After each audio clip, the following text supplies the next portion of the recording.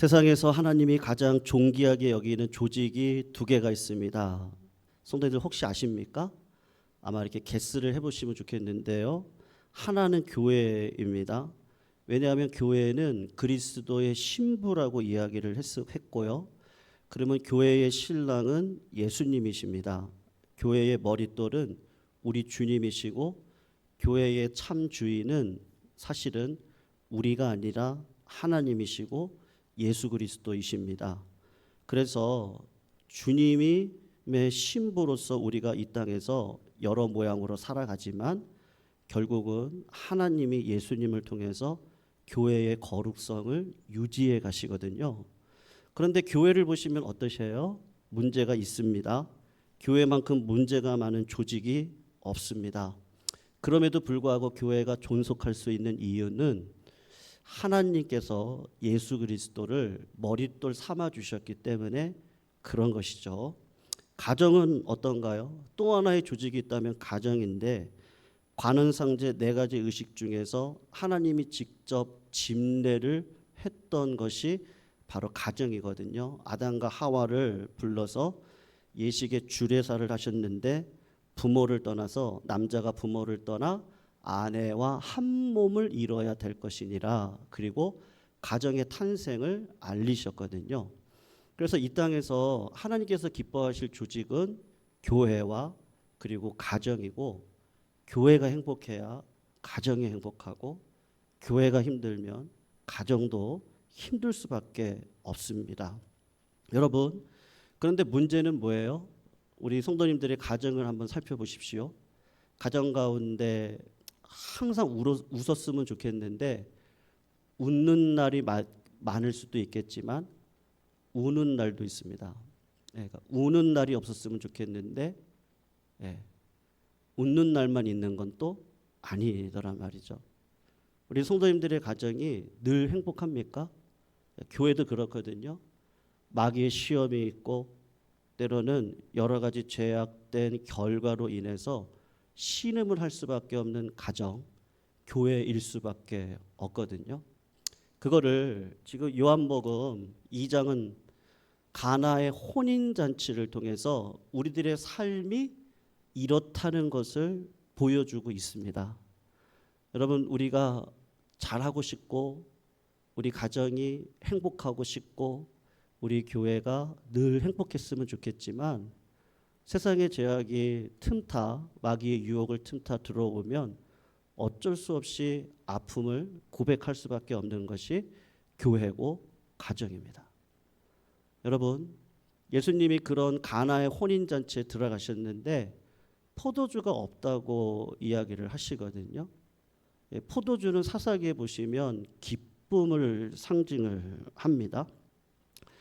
기쁨이 있어야 되는데 이 땅을 살아가다 보니까 기쁨이 없는 거예요. 여러분, 우리 성도님들 가운데 연약한 육신의 병마로 인해서 포도주가 떨어지신 분들이 계시죠. 물질의 포도주가 떨어져 계시고 그리고 사랑의 포도주가 떨어져 계시는 가정들도 있고 교회도 있습니다. 그러니 가나의 혼인잔치에 여러분, 우리는 결혼식을 하면은 어떻게 해요? 혹시 이렇게 기억을 한번 해보세요. 축의금 내고 그리고 어디로 가세요? 밥 먹으러 가세요? 아니면은 이렇게 축하하기 위해서 그 안으로 들어가세요? 예? 제가 알기로는 밥 먹으러 가신 분들도 고개를 숙이시는 분들은 지금 밥 먹으러 가신 것 같아요. 결혼식이 굉장히 일찍 끝나잖아요. 그러니까 축의금을 내는 순간 밥 먹고 나면 끝납니다. 근데 유대적으로 배경을 보시면은 포도주가 떨어져야 끝나거든요. 그러니까는 주인의 호스트 입장에서는 좋은 포도주를 2박 3일이 됐던 3박 4일이 됐던 내가 우리 결혼식이 너무 기쁘니까 아버지로서 자식이 가는 길을 축복해 주고 싶은데 그 축복을 이웃 사람들이 와가지고 좀 많이 해줬으면 좋겠거든요. 그러니까는 어떻게 하든지 그 시간을 길게 하려고 할 때 쓰는 게 뭐냐면 포도주예요. 왜냐하면 포도주는 유대인들이 볼 때는 이게 기쁨의 상징이거든요. 그런데 포도주가 떨어진 거예요. 여러분, 우리가 이 땅을 살아가다 보면 포도주가 떨어질 때가 굉장히 많습니다. 어려움이 있고 힘듦이 있고. 제가 우리 성도님들 대신방 하면서 굉장히 많이 느끼는 게 뭐냐 하면, 가정마다 어려움이 없는 분들은 단 한 가정도 없으시더라고요. 다 있거든요. 그러니까 어떻게 보면 포도주가 떨어진 거죠. 그런데 포도주는 떨어졌지만 누구는 우리 성도님들 옆에 계셔요? 예, 예자로 시작하는데요. 네, 예수님이 우리 성도님들 옆에 계셔 주시는 줄로 믿습니다. 우리 성도님들 잘 되실 것입니다. 네, 우리 성도님들 잘 되실 거예요. 네, 예수님이 계시니까 말이죠. 네. 그런데 우리 하나님은요, 신앙의 단계를 하나씩 올라가기를 소원하시거든요. 네. 아까 감사기도 제목 가운데 성경 이독을 하셨던 우리 성도님이 이렇게 적어주셨어요. 제가 다 기억하지 못하지만, 말씀이 나를, 정리하자면 그렇죠, 이끌어서 신실하게 하루하루를 살아갈 수 있도록 인도해달라. 그렇게 이독에 대한 감사헌금을 올려드리셨거든요. 여러분, 우리의 신앙을 이런 식으로 오해를 하시면 안 됩니다. 그게 뭐냐? 내가 직분을 받았으니까 하나님이 보시기에 나를 기뻐하실 거야 라든지요, 그냥 이렇게 용서하고 들어주세요. 오해는 하지 마시고요. 직분이 굉장히 중요하고 헌금이 중요하고, 우리가 선교를 하고 또 하나님의 영광을 위해 우리가 살아가는 거 다 중요하거든요. 근데 그게 필요 없다는 게 아니고, 그것으로 인해서 뭐를 멈추시는 거예요? 예수님이 내 삶의 주인이심을, 말씀이 나를 끌어갈 수 있도록 내 마음을 온전히 내어드리고, 그리고 하나님께서 오늘도 나에게 하라고 하시는 그 일을 순종함으로 걸어가야 되는, 근데 그거는 말씀이 나에게 세력을 얻어서 가야 되는 문제가 있거든요. 근데 어느 순간 신앙이 멈춰 있는 거예요. 내가 이 정도 했으면 됐지 뭐, 이 정도 했으면 됐어. 아니면 지난주 우시야 왕처럼 내가 이 정도 했으니까 내가 다 할 거야 라든지 말이에요. 누가 주인이 되는 거예요? 내가 주인이 되든 아니면 회색지대 안으로 들어가서 아무것도 하지 않으면서, 사실은 내가 이렇게 해왔으니까 하나님이 나를 기뻐하시겠지, 그러면은 점점 뭐가 떨어지는 거예요? 포도주가 계속 떨어지는 거예요. 그러다 보면은 공동체가 죽어요. 가정이 죽어요. 그러면 기쁨이 없어요. 그렇게 평생을 사시면 그 시간이 너무 아깝지 않으세요?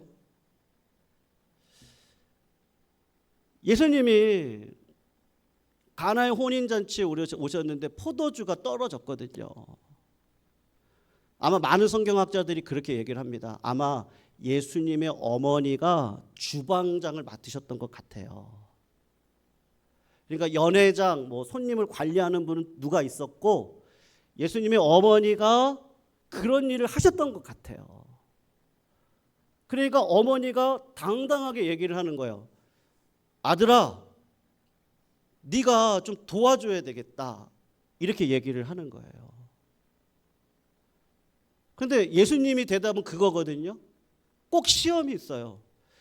여자여, 여자여란 말이 극존칭이거든요. 사랑하는 어머님, 지금은 내 때가 아닌데 왜 저보고 기쁨을 회복하라고 하십니까? 이렇게 얘기를 했을 때 그 어머니가 하시는 얘기가 아니 너가 죄송합니다. 아들아 예수인 네가 이 가정의 이 교회의 주인이 되어줘야 된다. 그래야지 포도주가 떨어지지 않는 기쁨이 이 가정 가운데 있지 않겠니? 그리고는 연결고리가 뭐예요? 하인들한테 그렇게 얘기를 하는 거예요. 예수께서 뭐라고 말씀하시든지 간에 그대로 어떻게 하라고요? 실행해라 이렇게 얘기를 하는 거예요. 이 고리가 기쁨이 회복되어지는 고리가 어디에 있느냐면은 말씀을 실천하는 자리 안으로 들어가 있어야 되는 거거든요. 그래야 기쁨이 회복되어지는 거예요. 그런데 예수님이 뭐라고 얘기하시냐면요, 의미심장한 얘기가 있습니다. 결례를 따라 두세 통 드는 항아리가 몇 개가 있다고 그랬어요? 오늘 성경을 보시면 몇 개라고 그랬어요? 6개가 있었다 그랬어요.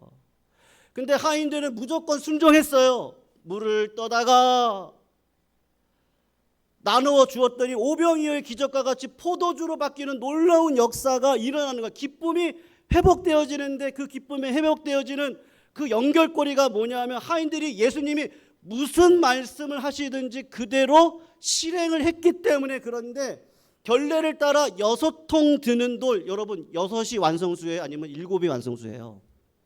7이 완성수잖아요. 선생님들 뭐 저도 부끄러워요. 왜냐하면 가정을 이끌어가면서 제가 죄를 졌을까요? 안 졌을까요? 죄 많이 졌습니다. 저 알고도 졌고 모르고도 졌어요. 교회는 어떻습니까? 내가 듣고 싶은 얘기만 듣잖아요. 저도 그렇거든요. 성도님들은 어떠세요? 네.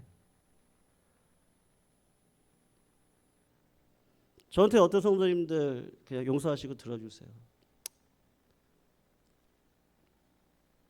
지금 와서 보니까 그때 내가 왜 그랬는지 모르겠다고. 지금은 내가 그렇게는 안 할 것 같다고. 왜요? 다 시간이 지나서 얘기를 다 들어보니까 이게 다 이유가 있었던 거예요. 다.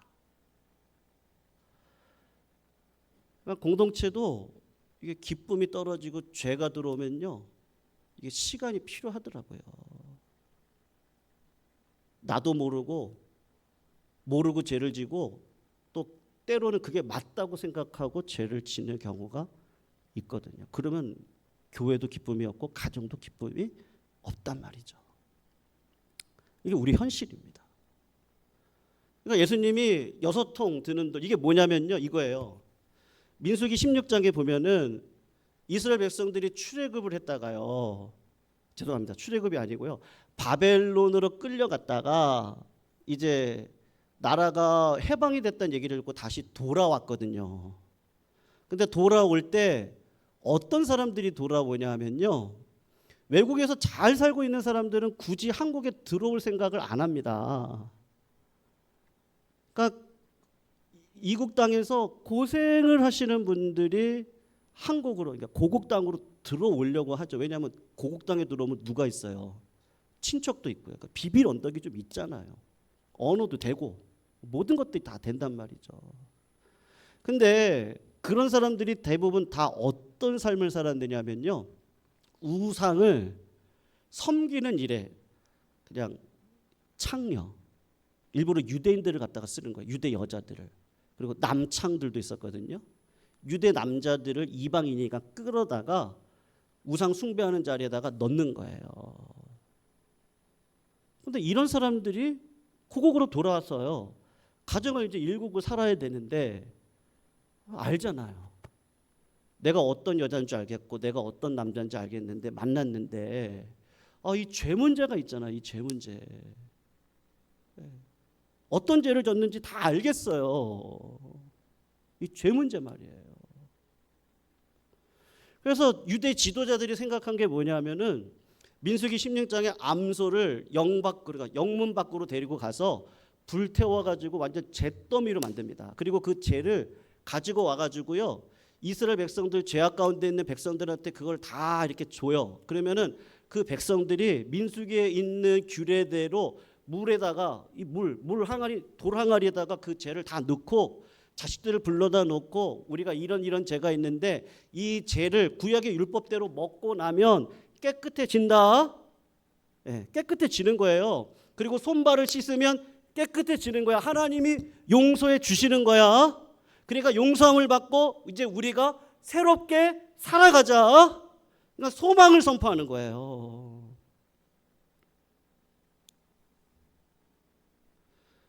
다 죄를 뒤집어 놓고 할 말 다 하고 말이죠. 네. 그러면 기쁨이 다 사라질 거 아니에요.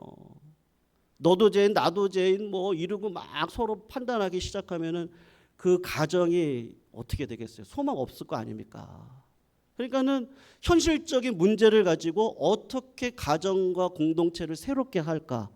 그것이 돌 항아리 6개에다가 잿물을 타가지고 먹게 하면 하나님이 용서하신 걸로 믿고 이제 우리 새롭게 삽시다. 이렇게 되는 거예요. 네, 여러분, 그 돌 항아리가 6개인데 사실은 진짜 돌 항아리가 그 집안에 있었죠.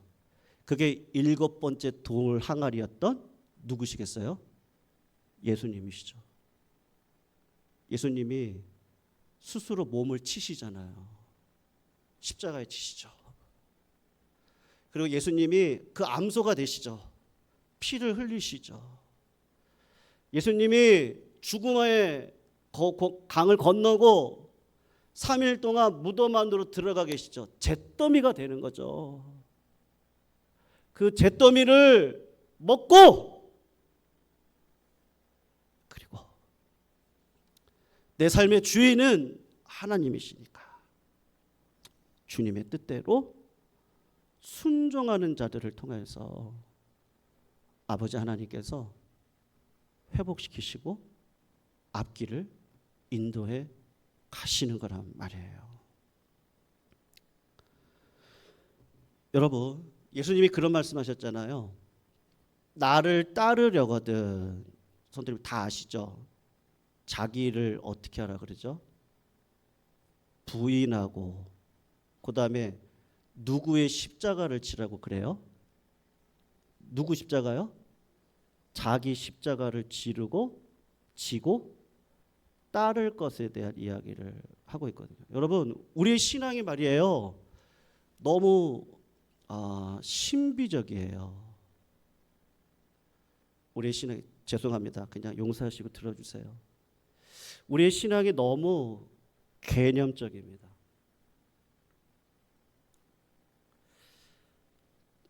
그냥 용서하시고 들어주십시오. 제가 이제 이전 교회에 젊은 부부를 맡았거든요. 내려갔습니다. 3년을 사역하고 우리 교회로 왔습니다. 그리고 제가 위임할 때 우리 젊은 부부들이 오셔가지고 특송을 해주셨거든요. 갔는데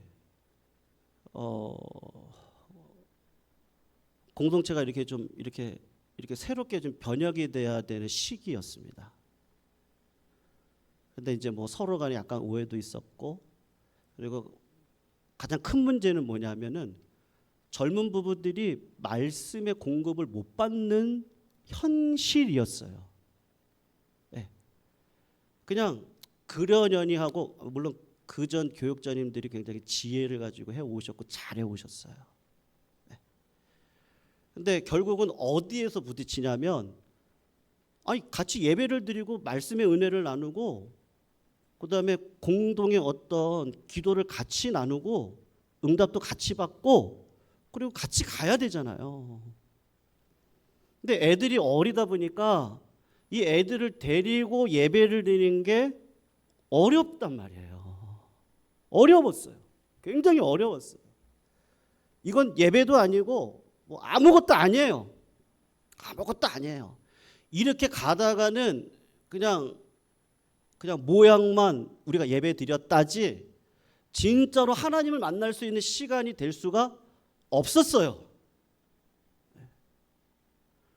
그래서 얘기를 했어요. 뭐가 우리가 문제입니까? 여기 가까운 데 계시는 목사님 한 분 계시거든요. 큰 교회 담임이셔요. 그 목사님이 성도님들한테 부임을 하시면서 설문지를 돌렸어요. 목회자에게 가장 요구가 되는 게 성도님들은 뭐라고 생각하십니까? 그랬더니 많은 성도님들이 도덕성을 꼽았습니다. 큰 교회거든요. 아, 성도님들이 원하시는 건 이거구나. 그래서 선포를 했습니다.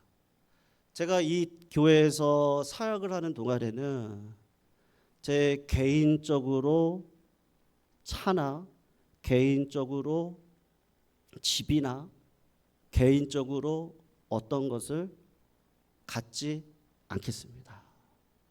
그렇게 선포를 했어요. 그리고는 그 상황에 맞춰서 그렇게 생각하는 거죠. 하나님이 나한테 부인하라고 하는 게 뭘까? 그러니까 실제적으로 말이에요. 그리고 그거를 포기를 하신 거예요. 선포를 하신 거예요. 이제 끝난 거예요. 그러니까 교회가 어떻게 했어요? 우리 교회는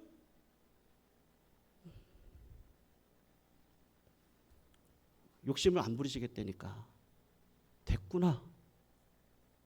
어디에 집중하는 거예요? 하나님 나라에 집중하는 거예요. 젊은 부부를 맡았을 때 그러면 어떻게 우리 젊은 부부들을 말씀의 은혜 안으로 들어오게 하고 그 사람들을 어떻게 매주마다 나눔의 자리로 인도해서 서로 격려하고 힘을 받고 어떻게 살아갈 수 있을까? 핵심은 하나였어요. 아기를 누가 돌보면 되는 거예요. 아기를 말이죠. 네. 그래서 어떤 한 사람을 세우고 3년 동안 그 아기들을 돌보면 10대 명이 넘습니다.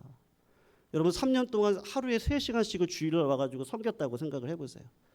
그 부모들은 그 시간이 자유의 시간이에요. 젊은 부부들이 교회에 오면 자유의 시간이에요. 일주일 동안 아이들에게 막 뒤범벅거리다가 주일날 와가지고는요 마음껏 예배 드릴 수 있고 마음껏 나눌 수 있어요. 하나님이 나에게 요구하시는 게 뭐지? 어떻게 해야 포도주가 회복되어지는 기쁨을 누리지? 여러분 3년 하고 나면요 목소리가 다 쉬어버립니다.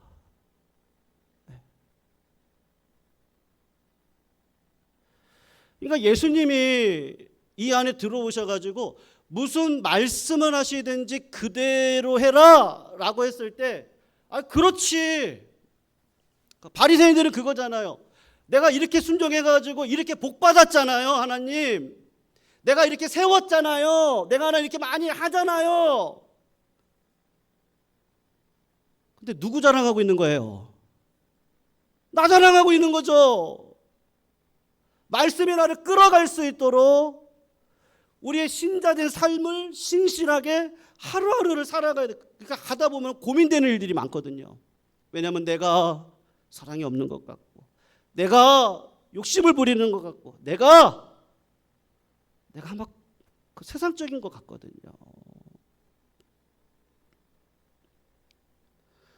그러니까 신앙이 실제가 되지 않으면요 기도하는 거 맞죠. 예배 드리는 거 맞고요. 헌신하는 거 맞죠. 헌금하셔야 되고 다 맞습니다. 그런데 그것이 내 삶의 고백과 함께 드려지지 않으면 기쁨은 절대로 회복이 될 수 없거든요. 어제 최정환 일사님 방문했는데 그러시더라고요. 최정환 일사님이 누구는 어떤 분이요 죽도 본인이 막 써가지고 가져오셨다고. 어떤 분이 감자탕도 갖다 주시고. 거기 건너 집 하나 있거든요. 김은숙 집사님 집인데 밥 차려놓고 오라고. 우리 성도님도 아마 기도 많이 하시잖아요. 너무 힘이 됐대요. 너무 힘이 됐대요. 어제 제가 이제 오전에 있었으니까 식사 담당하시는 집사님이 그냥 아유 왜 혼자 오셨어요? 아이 제가 오지 말라 그랬어요. 그냥 제가 혼자 하면 되죠. 근데 이제 땀을 뻘뻘 흘리시는 거예요. 근데 왜 그런지 알겠어요. 몸이 안 좋으시거든요. 아직은 아프시고 살 빠지시고. 네, 알겠거든요. 그런 게 보이는 거예요. 아유, 그런 헌신이 남모를 헌신이잖아요. 누구 바라보고 하는 거겠어요? 그냥 주님의 나라 가운데 내가 기쁨이 되면 좋죠. 그리고 오늘 그 어제 안 나오신 분이 아침 1등으로 오셨어요. 왜요? 오고 가는 마음 가운데 정이 쌓이죠. 다 마음이 뭔지를 알겠는 거죠. 네. 사랑하는 성도님들, 우리 일꾼 세우는 것도 마찬가지인데요. 저 고민이 있습니다. 2여 3여가 다 후보세요. 네. 전부 다 하셨으면 좋겠습니다. 근데 다 할 수가 있을까요? 그런 고민도 드는 거예요. 네. 그런데 하나, 어떤 분이 어떻게 직분자가 되시든지 지금 뭐 우리 토요일 날마다 청소들 하시잖아요. 네. 하나님을 죄송합니다. 아무것도 염려하지 말고 오직 모든 일에 기도와 간구로 너의 구할 것을 뭐로 아뢰라 그래요? 감사함으로 아뢰라 그러잖아요. 그러니까는 이게 무슨 말일까를 곰곰이 생각해 봤거든요. 하나님 커피 주세요. 커피. 왜 안 주시는 거예요? 이거는 감사함으로 아뢰는 게 아니에요. 뭐냐면 하나님 저에게 빵도 주셨는데요. 감사합니다. 커피도 주세요. 그러면 이게 뭐가 되는 거죠? 감사가 되는 거잖아요. 어떤 전도회는요, 제가 보면은 거의 제가 와서 이렇게 보면은 7년 차잖아요. 거의 혼자 하세요, 청소를. 왜 그러시겠어요? 하나님 지금의 나의 이것이 누가 이런 자리로 들어올 수 있다면 그런 마음 아닐까요? 저한테 그렇게 말씀하시더라고요. 제가 볼 때 우리 성도님들 화장실 같은 경우도요 굉장히 힘드십니다. 그런데도 무슨 마음이 있으시냐? 그래도 내가 오래 감당하면 내년에는 누가 하시겠지. 그런 마음들이 있거든요. 그러니까 무슨 마음이에요?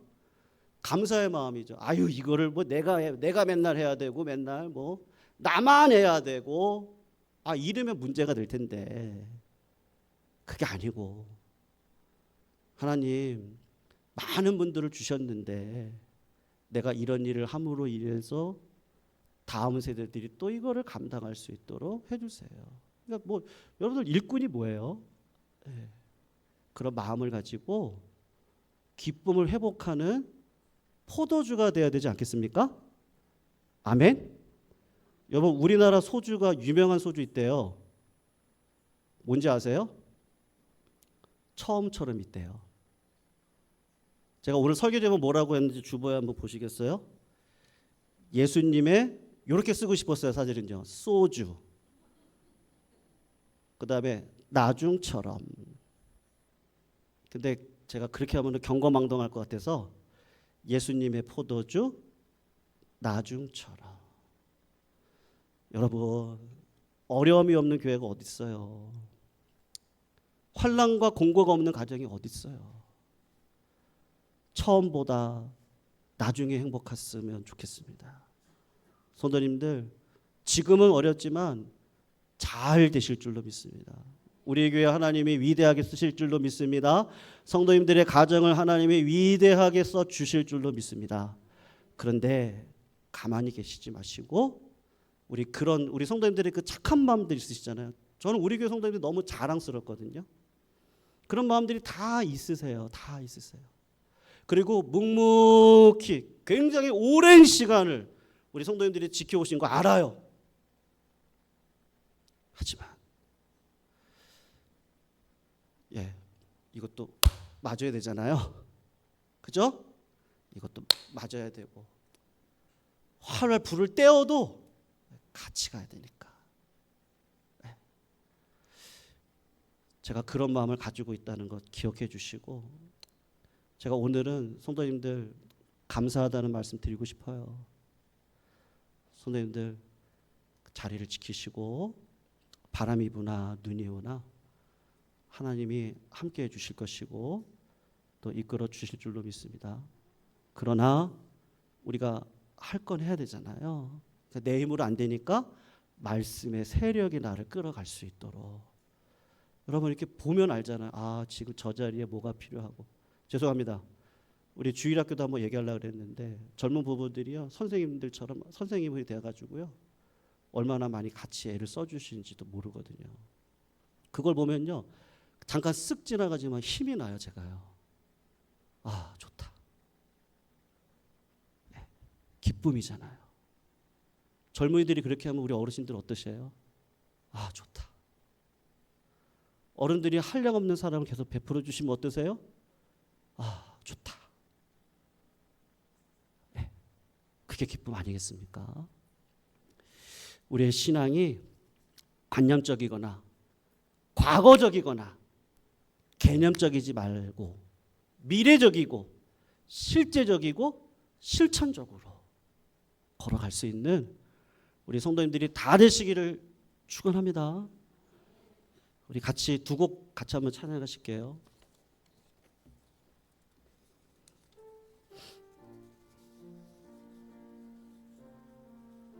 천부여 의지 없어서 천부여 의지 없어서 손 들고 옵니다. 주 나를 외면하시면 나 어디 가리까.